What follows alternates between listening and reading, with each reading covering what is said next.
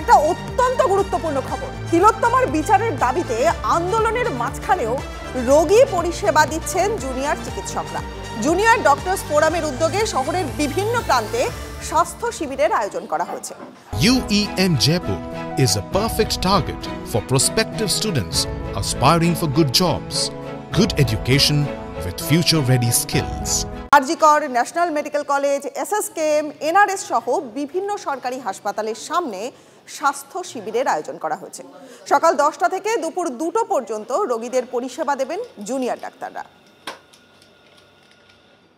রোগীদের পাশেই রয়েছেন জুনিয়র ডাক্তাররা। আমরা দেখছি যে তিলোত্তমা খুনের উপযুক্ত বিচার এবং শাস্তির দাবিতে একদিকে যারা যেমন তারা আন্দোলন করছে, পাশাপাশি তারা কিন্তু মানুষের সেবাতেও নিয়োজিত হয়েছে। আমি রয়েছি কুমোরটুলিতে। এখানে যারা রোগীরা আছেন, অর্থাৎ যারা এখানে এসছেন স্বাস্থ্য পরীক্ষা করাতে, না মেনে নিতে পারা যায়। আমিও তো মা একটা, আমি মেনে নেবো কী করে, মানতে পারছি না তো। কিন্তু যেন দোষীগুলো যেন তাদের বিচার হয়। এই যে জুনিয়র ডাক্তাররা তারা একদিকে আন্দোলন করছেন, পাশাপাশি আপনাদের সেবায়ও নিয়োজিত হয়েছেন, এটাকে কেমন? আনন্দ নয়, এই যে কষ্ট পাচ্ছি, আমরা ভালো থাকবো, সুস্থ থাকবো, সেটা ভালো নয়? সেইটাই তো ভালো। আমরা তো চাই ভালো থাকি ওনাদের জন্য। ওনারাই তো ভালো করবে আমাদের আজকে আমাদের বয়স হয়েছে, ওরাই তো আমাদের বাঁচাবে। এই ঝামেলার জন্য তো আরজিকল যেতে পারছিলাম না। এখানে কালকে শুনলাম ডাক্তার আসবে, শুনে আমরা খুব খুশি। মাইকিং হচ্ছে, মাইকিং এর মাধ্যমে কিন্তু যারা এখানে রোগীরা আসবেন তাদেরকে আসার জন্য বলা হচ্ছে। আমরা চেষ্টা করেছি এরকম কিছু লোকালিটিতে যে করার, যেখানে সত্যিকারের প্রয়োজন আছে, সেই জায়গা থেকে আজকে আমাদের জুনিয়র ডক্টরস ফ্রন্ট যেটা, সেখান থেকে এই সিদ্ধান্ত নেওয়া হয়েছে।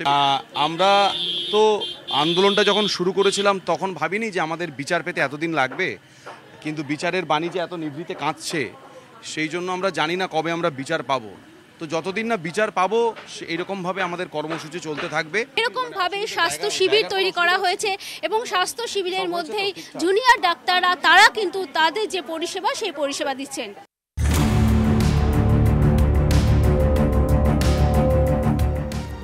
আরো একটা দুর্নীতির তদন্ত। আরজিকরের পার্কিং টেন্ডার দুর্নীতির তদন্তে জিজ্ঞাসাবাদের জন্য 2 জন কর্মীকে তলব করল সিবিআই।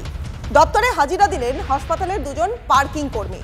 নিজাম প্যালেসের সিবিআই দপ্তরে হাজিরা শেখ সিরাজউদ্দিন এবং প্রিয়তোষ নামে 2 জনের।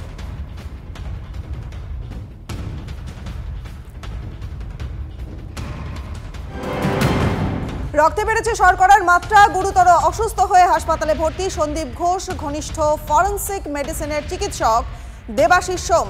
আইসিইউতে সংকটজনক অবস্থায় চিকিৎসাধীন। সিবিআই জিজ্ঞাসাবাদের মুখোমুখি হওয়া এই চিকিৎসক। বেসরকারি হাসপাতাল সূত্রের খবর, শারীরিক অবনতিতে কিডনিতে প্রভাব পড়েছে তার।